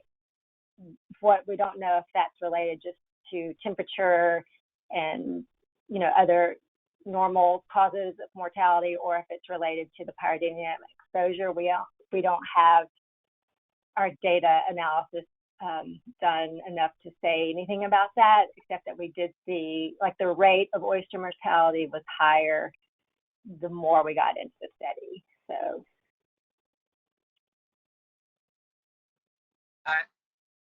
This is Roger. I wondered, are there any literature from other places that have tried projects like this? I'm sorry, could you repeat that? Yeah, I just wonder if there are references in the literature about projects that have tried to have oysters consume the pyridinium. So there have been projects looking at other harmful species and other saxitoxin producers. I know Sandra Shumway had done some work on that. One of the issues is that while toxins don't necessarily, you know, well, we don't know, you know, what their role, their sublethal effects are on the bivalves, but the bivalves can stop grazing. So I'm not sure, you know, if there's an example of where this has been done on a large scale, and so that's a problem that we have to think about. I think the other important aspect of this research is not only thinking about oysters as a potential mitigation approach, which, you know, we have to be realistic and think that that would have to be done on the local scale most likely. But the other side of that is we need to look at this information because we need to know if we do have restoration projects in areas where pyridinium blooms occur, you know, what's the health effect going to be on the oysters. So that's another important part of this research that I think, regardless of mitigation efforts, we need to kind of know how these blooms affect the natural populations and efforts to you know, restore.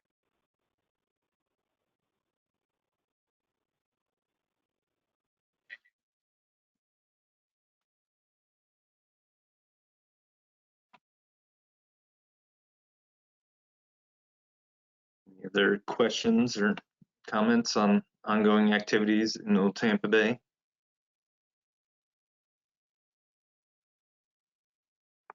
So I think as Carrie showed in links to the imagery, you know, it is fairly an intense bloom this year.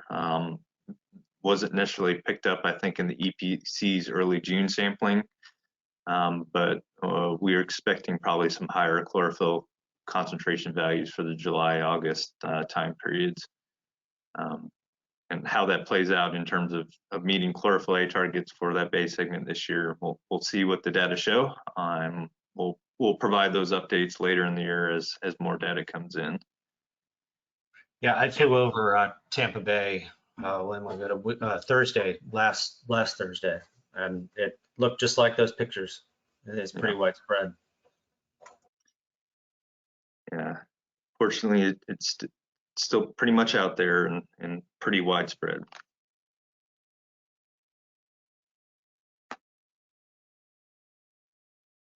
Should we move on to the last agenda items and just give some updates? So we usually try and provide a little round robin opportunity for y'all to share some of the things that you have going on that will help, you know, improve water quality in Old Tampa Bay, and hopefully it'll inspire some entries into the action plan database. It looks like Dan Glazier had to leave, but I know Scott's still here from Hillsborough County, but I've heard from several of you working on some septic to sewer conversion projects. So I wanted to provide some space to talk about those.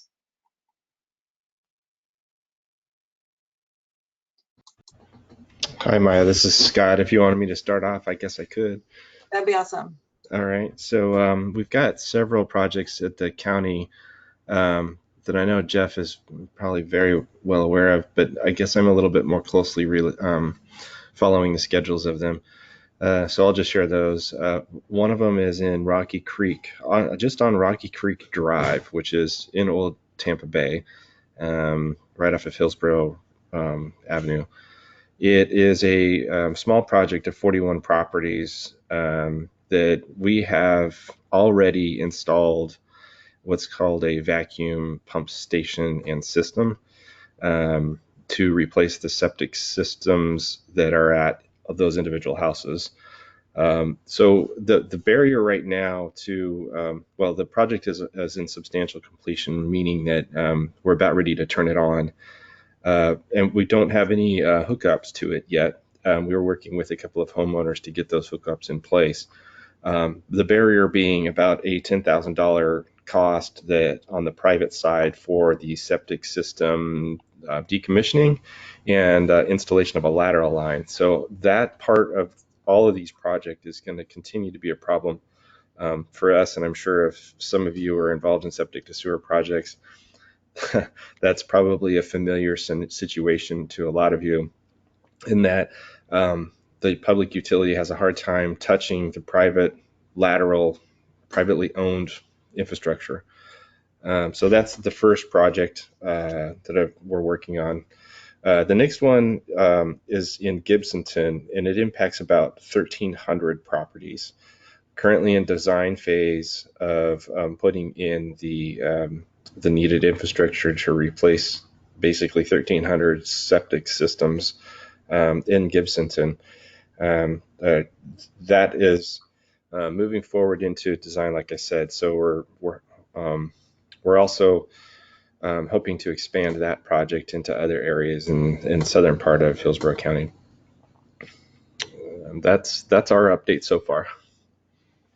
So is there still the barrier there in Gibsonton in terms of 10K to the homeowner for those 1,300 homes? Absolutely. So it's going to continue to be an issue. There are some funding opportunities that we're aware of when we're working with our consultants to see if we can find other funding sources.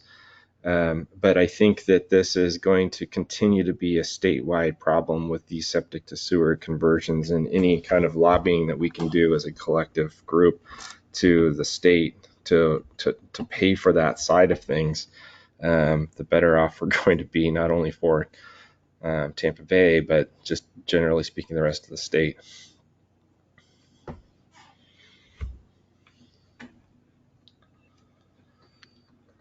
Yeah, we know these hotspot areas of old development where there's remnant septics are an issue, not only in Hillsborough County, but in other municipalities, for sure. Yeah, we did a study several years ago that identified upwards of, and don't quote me exactly here because I don't have the study and I haven't looked at it in a while, but at least 3,500 to 4,000 septic systems within Hillsborough County that could be replaced pretty easily. Well, I say easily, it's still going to cost a lot of money, time, and effort to get the mains down the roads in order for those septic systems to be abandoned. There were, in that study, there were over 150,000, if I remember correctly, within our service area. Thanks, Jeff. Yes.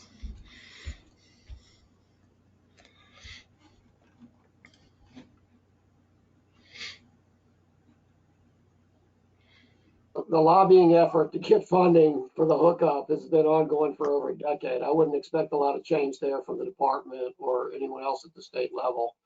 What I can say is there's a statute that can compel someone to hook up within 365 days. Yeah, like I said, I know Dan had to step off, but Pinellas County is also dealing with some of these issues in the Keystone area. They have a large septic to sewer conversion project that they were trying to implement and got hung up on similar issues with they also had like private road ownership, and so they had easement issues as well that also compounded what was going on. But it would be probably a good idea for us to see how we might be able to put our heads together and brainstorm alternative options for helping overcome some of those barriers. And to me, it also sounds a little bit like the next phase of a social marketing campaign that could maybe, be paired with some funding policies that could offset or reduce the financial burden on the private citizen, but maybe share that burden in some way. So I did just want to share with you all our Pipe Up campaign it's starting to be rolled out. We do have the website live, and some of the creative is available now. We'll also be putting ad buys out there on realtor.com to individuals in the Tampa Bay watershed who are interested in purchasing a home that is built prior to 1975. But that's the campaign that we've let you all know about to encourage private homeowners to repair or replace their private sanitary sewer lateral. And much like the Beef Floridian campaign, we expect this to kind of get tweaked and morph over several iterations so that these other relevant issues can also be addressed as people become more familiar with lateral sewer lines and what they need to do about them.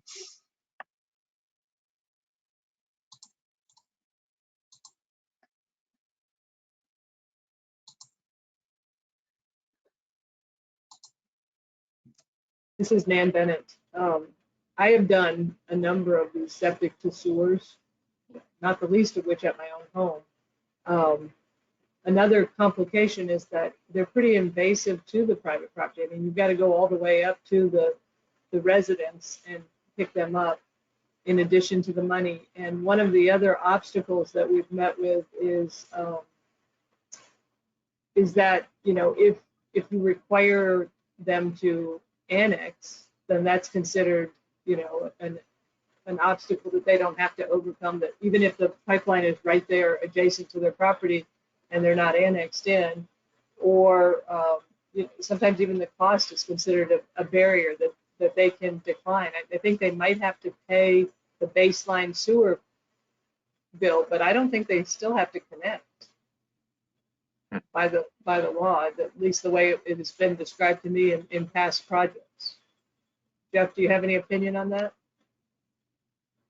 Well, I've never thought about it that way, but I'd have to look at the statute again. The statute used to be the rule used to be pretty clear, and then they removed the rule and put it in a statute that said that they were compelled to connect in 365 days. I can pull that up again, and I'll put it in the chat if I can find it before the end of the meeting. I think the problem is it's just a political poison pill to start sending people letters that say, you got this $10,000 plus expense to hook up in the next 365 days. One of those to sell it is that there is a known increase in value to the property owners.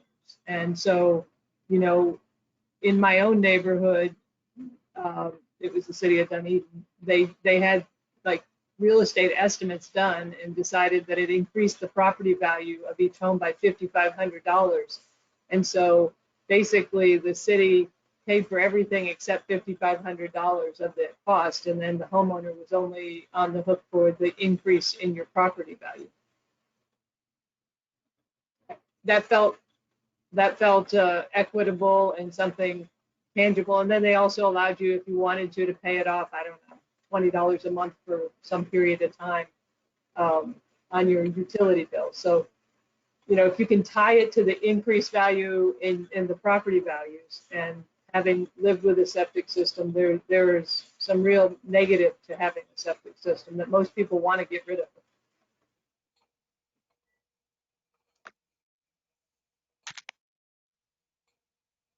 Is there any sense that the federal infrastructure money might be a possible pot to be looked to? It's possible. We've been looking at that through the utility council. So we're actually looking at ARP funds. It becomes really difficult to distribute those funds, basically. My understanding is that we're waiting for ARP funds to pay for the public side of the infrastructure needs. We're awaiting the spending plan from the Board of County Commissioners at Hillsborough to allow us to use some of those infrastructure or those dollars for that infrastructure.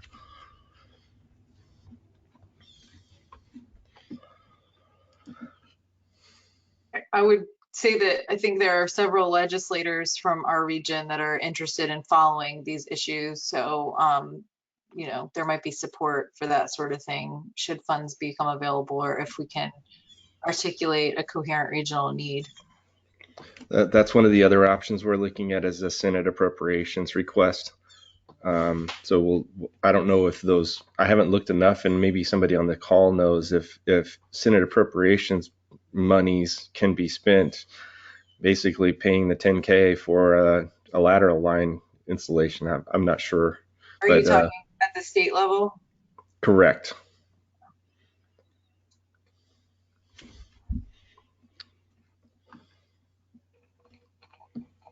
Yeah, I do think this is one of those issues whose time has come and we just kind of need to figure out what our approach is, and the more we can speak with one voice on these things, the better off we'll be, because I certainly acknowledge that this region hasn't been as successful at bringing down state and federal support for these kind of projects as maybe some of our folks that are neighbors to our north in the Springs Coast and things like that.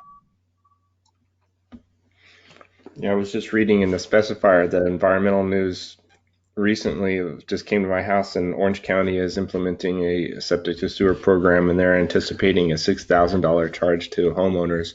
So it sounds very comparable to what happened over in Dunedin. And so, yeah, we'll see how it goes. But if anybody has suggestions for the county, that would be fantastic. Okay, we'll keep this conversation going. It's almost 12. Hey, I don't know if you guys can hear me. Same in Pasco. Alan Biddlecombe here. Same in Pasco, interested and especially interested in any suggestions regarding public sentiment survey, like communities where, you know, we might be considering, and how to make that first touch, where to get started in terms of public engagement.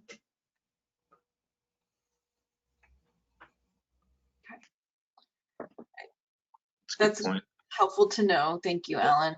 All right, before we get too much closer to 12, I just wanted to let you all know that we have been starting to see, for example, to the Tampa Bay Environmental Restoration Fund, we saw a couple of proposals related to water quality markets, credit trading, restoration aquaculture, some innovative market-based approaches to addressing some of these persistent water quality challenges that we're seeing in Old Tampa Bay. And I know that there's a couple folks on the line here that wanted to talk a little bit about some of their work too. So I'll turn it over to Jeff and George. Thank you, Maya. This is Jeff. Can you hear me okay? Yep. Yeah. We'll try and be as brief and efficient with your time as we can. We actually haven't put in a proposal to any of your programs, but we wanted to spend a little bit of time explaining what we do. I mean, first of all, thank you for this opportunity. I follow the red tide issues in Florida. I get the weekly updates from your Fish and Wildlife Conservation Commission. And of course, you can't open up an electronic newspaper in Florida these days without reading about the devastating red tides you're facing in Tampa. So figured it was time to maybe start a discussion with some folks, and I reached out to Ed, reached out to Ed's predecessor, and they very quickly said that this consortium is the group to talk to. I can't agree more. This is an incredible makeup, and I'll explain my background here in a minute, but I've been on a whole lot of consortiums and advisory groups and management boards and committees and subcommittees, and you all do incredibly efficient work. My hat's off to you. And I sometimes complain in the Chesapeake Bay region that we suffer from death by committee, and that's not what you're suffering from down there. So hats off to Ed and Maya and everybody who orchestrates the work of this consortium, because I've gone back and looked at some of your previous meetings, and you're just so efficient and focused with your work. So congratulations. So today is me, Jeff Corbin, and George Howard is our company CEO, founded the company 23 years ago. Very briefly, we just want to explain, what our company Restoration Systems does, and just very briefly begin to explore if there's any opportunities down in your part of the world. I did not submit any slides, didn't want to bury you with slides. I do encourage you to take a look at our website. It's just restorationsystems.com. We've got all of our key projects up there, and you can see what we do and where we do it and how we do it. Talk very briefly about the potential for private investment in market systems and where they've worked up in our part of the world.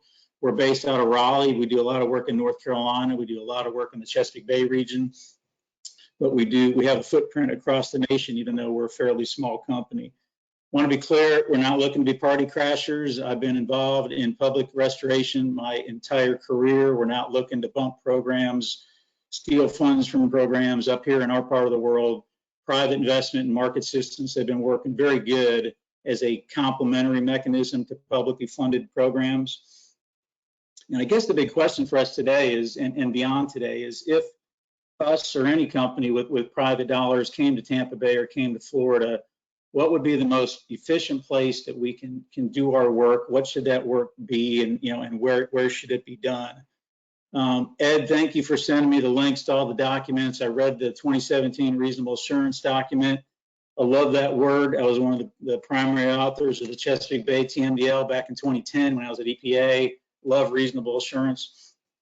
And one thing that caught my attention, though, is I did look at it and looking at the various loadings, and I think the watershed is about 20% agriculture by land use. And I didn't see a whole lot of information about current loadings or reductions from agriculture. We do a lot of work on agricultural land. We have a great relationship working with farmers, and sometimes the most cost-effective nutrient reductions you can get occur on ag land. So maybe that's something we should talk about at some point. But very briefly, let me tell you who I am, then I'm going to turn it over to George to explain more about Restoration Systems. My degrees are in marine science and oceanography, 25 years working on Chesapeake Bay. I'm based in Richmond, Virginia.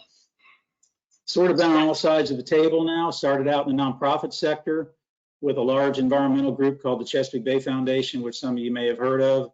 After about a decade, I got the opportunity, thankfully, because it's been just a great ride. Got an opportunity to jump to the policy side of things when our governor, Tim Kaine, brought me on as his deputy secretary of natural resources. So I got to work with all 6 of our natural resource agencies. Again, focused primarily on Chesapeake Bay. Virginia, we're that archaic last remaining state where you get one shot at governor. You don't get 2 terms. There's no option. So it's a 4-year job. So after 4 years, I got an opportunity to go to EPA in an appointed position. And I was a senior advisor to the EPA administrator. So I advised Lisa Jackson first, and then Gina McCarthy, who were just incredibly smart and driven people to work with. Spent about 6 years there as their senior advisor on Chesapeake Bay. And really for a decade or more, my focus has been on getting private money into public restoration programs. And that's largely because, and I'm probably preaching to the choir here, but largely because I spent so much time, so much of my career working on budgets and going before legislative bodies at the state and federal level, asking for $1 and getting a dime, and doing as much as you can with that dime. But really what you needed was the $1. And that's more than a bumper sticker. I can tell you up here in the Chesapeake Bay, we could probably tenfold increase our state and federal budgets and be about where we need funding wise. So just like you all, we continue to struggle for the public funds. And really the main thing with private investment is oftentimes what we see is we can implement projects quicker We have much less bureaucracy. We're smaller. We have less hoops to jump through. We can do projects cheaper. We've got some great examples up here. To be clear, private money is not free. We're not philanthropic. We are a private company, but we can often do it much cheaper. I'll give you a couple quick examples. Virginia Department of Transportation, where I live, Maryland Department of Transportation, Anne Arundel County in Maryland, which is where the city of Annapolis and the U.S. Naval Academy is located, just to kind of orient you, have all gone to kind of a pay-for-performance approach. So they don't pay for a project, they pay for an outcome. So they need nitrogen reductions, they need phosphorus reductions. They go out to the private sector, they say, here's what we need, tell us what you can do and where you're going to do it and how you're going to do it and what it'll cost. And if it's cheaper, they pay for it. And all three of those examples, and these are real numbers, if you talk to them, will tell you that doing it through a private pay-for-performance program has saved them upwards of 50%, other than doing it through their current public programs. And the other thing you get out of private investment is a lot of times we can do things more innovative. If you tell us we got to do it as cheap as possible, a lot of times that drives a more innovative approach. And one thing that it does and helps at the local and state level funding is it spreads funding out over time, because pay for performance programs mean we don't get paid as a company largely until we have performed the project, till it's on the ground, till it's working and it's proven to be working. So not only is it cheaper to do it, but it spreads the limited available funding out over time. So I know we don't have much time today, and I know that's a lot of a nutshell of what we do. And I'm going to turn it over to George to let you know more about our company. Hey, can you all hear me? Yep. Hey. Thanks, Jeff. That was a great summary. I kind of wish I'd recorded it. We could have transcribed that and it had been just good boilerplate for what we do, particularly in a short form. You might have already detected we began as wetland mitigation bankers, something that you're very familiar with in Florida, but we quickly went on to other stuff, which included stream restoration starting in the early 2000s, and then large-scale dam removals. And by 2008, we started looking at water quality markets, and we started the first two, as I call them, retail water quality banks in North Carolina, or in the nation, which were in North Carolina. And now there's some 50 or 60 of them in the Neuse and Tarpam watersheds, which are highly regulated and very far-sighted watersheds too. And they supply stormwater offset credits, although there are a number of different ways that you can use, capital and credits to accomplish these things. So that's non-point to non-point. And then we went up to Virginia and actually started the first water quality bank up there. And Jeff, now there are over 250 or so. And we've still only got one. And it's about to run out of credits, but we kind of lit a fire down there. And in North Carolina, we lit a fire, and it's been a good business for us. In fact, last year we did more business in water quality than we did streams and wetlands and some of the other things we sell. So what would we want to do in Florida? It's having some assessment by the wise men and women on this call of, is there a place where I have a program or something I want to accomplish, even going out as far as, R&D like stormwater hookups. This is never, not stormwater hookups, excuse me, septic to sewer hookups. That was intriguing to me. Is there any way you can squeeze that out and have a private actor go and approach the homeowner and say, hey, here's the deal. I'm going to pay you this much. I might get a grant if I get you to come along. And will you play ball with your local jurisdiction? Is there any opportunities there? And that's just off the top of my head. As Jeff mentioned, really low-hanging fruit in our business is agricultural conversions, which we've actually done recently for large treatment work. So we went non-point to point here in the Neuse and made 3 different sales, both to public treatment works and private compliance permits. But if you could just look at your programs, think about what could we do with private capital. Somebody could come in and put $50 million into something, and they get paid back by either ratepayers or the government entity itself over 5 to 10 years, oftentimes 10 years. But the good thing is when you write that check and we accomplish our reductions and you write that check, it's done. I mean, we've actually gone out there and done the work, and we're not going to get the check until the work's done. And in most businesses, that's a more efficient model. When you go buy radial tires, you don't order them ahead of time and go help them design them and whatnot. You just go buy your radial tires. That's not going to work for the majority of the good work you folks do. But there's some sliver in there that it could be made more efficient. And we hope to see Florida move in that direction. So I won't take much more of your time, except to say, I was struck by your presentation, Ed, because it was so depressing, to be frank. But you also saw in there the wonderful accomplishments y'all have made since 1950. So I know it's tough when you have years like this and go, oh my gosh, we're setting back, maybe we plateaued. But please keep in mind all the good work that you've done in the past, and that other solutions will come forth, and hopefully we can be a part of one of those solutions at some point. So we'd love to be contacted by anyone offline that has an interest in just exploring things that could be done in your watersheds to help mitigate the problems you're experiencing. Thank you.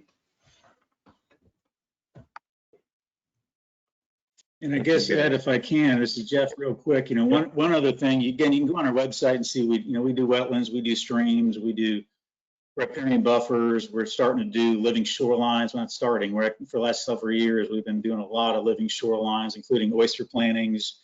But one thing that we do, and we're somewhat proud of actually, is that we can go into a state if there is something stopping you all from doing it through a pay for performance, and sometimes there are that we've run into. Local governments and state governments say, we can't do that. Our procurement office doesn't let us pay for what you're asking to pay for.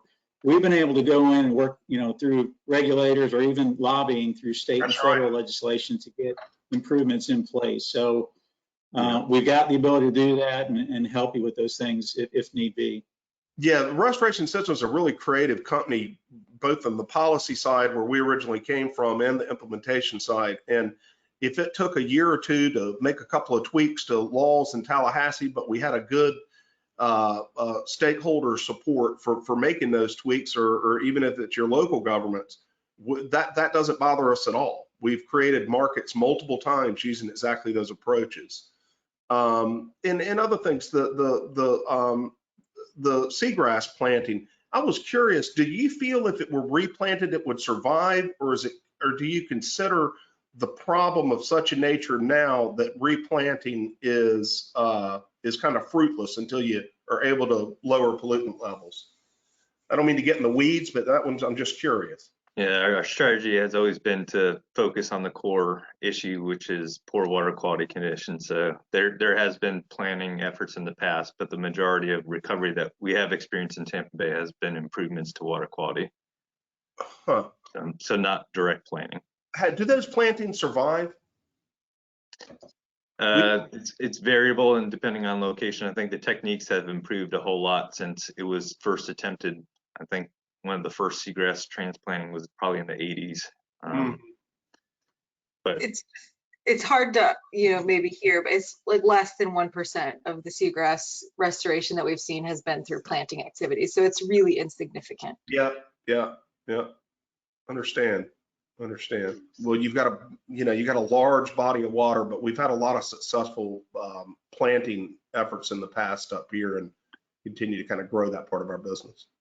There is some more recent discussion about potentially trying to kickstart areas that have had a sudden loss of seagrass. Particularly, I think that's being kicked around in Sarasota Bay and some of the areas where they have significant loss. But we haven't pursued that as of yet in the Tampa Bay region, more during the contemporary period. So. Well, thank you for letting us introduce ourselves, and we look forward to having any kind of dialogue y'all want at any time on any subject. Thank you for being here and sharing your work with us. We appreciate it. I did have one question. What's motivating the investment for the private side? Are they seeking the credits that you guys are generating, or are they just interested in terms of the credit or the monetary benefits of whatever market credit that might be generated? Is that sort of the return on their investment they're looking for? The return on our investment? Just the private side contributions that are sort of driving and initiating. Either way, it will be pay for performance, that the state has ecological goals they want to reach, or any jurisdiction has goals they want to reach, and they pay us to accomplish that on the ground, including locating the property, securing all the necessary rights, actual physical implementation, and we'd be paid by the government. But then, of course, just like typical, wetland banking 101, there's another side of it where it's permittees seeking to comply. And actually that can be government as well, as y'all know, where permittees are bumping up against limits and they're trying to comply in the most cost-effective way. And those were the large treatment work sales that we made in the last couple of years. And we'll plant 1 million trees down east, as we call it, from me here, between here and the coast, strategically planted trees to offset the nitrogen contributions to, for instance, the city of Garner, North Carolina, which you've never heard of, but is one of the fastest growing places in the US, right? So you've got these places that are busting up against their limits. They need to balance their contributions in the watershed, hopefully overbalance them. And they certainly can't go out and they just can't manage to go out and buy. I think we've purchased 9 or 10 different large acreage sites, from private owners down east again in North Carolina. It would just becomes kind of a bureaucratic mess. They're working outside of their own jurisdiction, although the rules can, allow them to gain credit for it. It's just not going to work out well if a city employee from the town of Garner drives 100 miles east in the watershed and starts buying farmland. See, so you can, to answer your question directly, we can either be paid by an entity that's trying to make compliance or somebody that's trying to get a permit. Does that help? Yes. A little bit? Yeah. Jeff, anything to add? No, I guess maybe just a case example that at the Anne Arundel County, who, if y'all get interested in this, you should talk to the folks up there. Eric Michelson, who runs the program. It's really become a national example. So the TMDL in the Chesapeake Bay is what's driving all the permits, as you can imagine. And the MS4s are getting, first it squeezed all the points versus just like it did in Tampa Bay. And now it's really squeezing the MS4s, which becomes really difficult because you've got a huge service area for an MS4, but so much of that area of that land in the service area is privately owned. And like George said, a county government person knocking on a private door saying, we want to do something on your property doesn't usually work well. So what the county did is they went out and they said, here's the service area, here's the reductions we need to get. Tell us where you can go and go do it on private land, which the county really couldn't touch. So it's been hugely successful for about 6 years now. They're, I don't know how much money, they've probably put $150 to $100 million on the ground, and that's generated about $200 million in cost savings. So it's just been wildly successful. And so we get paid back by the county, but these are reductions that the county would have had to have paid for anyways. We just did it in places they couldn't get to, and we did it a lot cheaper. I just add real quick, I don't mean to extend things, but in the Neuse River watershed where I am now, which had a terrible, algal problems in the 90s and Pfiesteria and whatnot, we had a tough set of controls came down. And they have resulted in the markets that now operate. Like I said, there are dozens of banks now that compete. You can't build anything over a quarter acre in Raleigh-Durham without purchasing a credit from one of our banks. Not us personally, but us and our competitors. If we weren't available, the state would sell it. And at first they sold it, but they weren't using the money. When we came in and started the banks, now there's trees being planted every second of every day down east in North Carolina and protecting critical parts of the larger watershed because people are building in the urban areas upstream.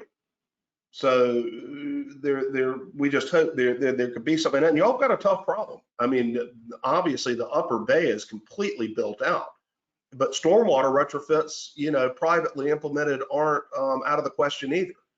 Right? If there's a place we can come in and work with people and go to the old car dealership in a hurting part of town and take out the parking lot and put in a series of stormwater ponds, we can do that stuff. But we'd like to be paid by the nitrogen pound avoided going out 5 to 10 years. So it wouldn't be a one-off project for y'all, but more of a, well, it could be, but just a different way to approach your retrofit program by paying for N instead of trying to do each of the little components of retrofit yourself.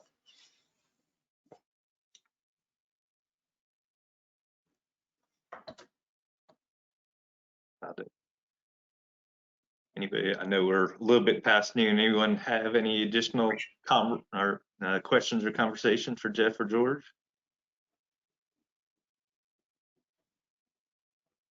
Well, we do certainly Sorry to push appreciate you you past your guys' noon time. date, man. Sorry, go ahead, Jeff. Sorry to push you past your noon deadline, but I greatly appreciate the time today. No worries. We appreciate you guys taking the time today. It is a different model that Florida is not, I think, embracing. So it's interesting to hear other approaches in other states. So definitely appreciate you guys' time. Thank you. Sure, anytime. Thank you. I think we lost a lot of people, so I don't know if we could decide the next date for the next meeting, but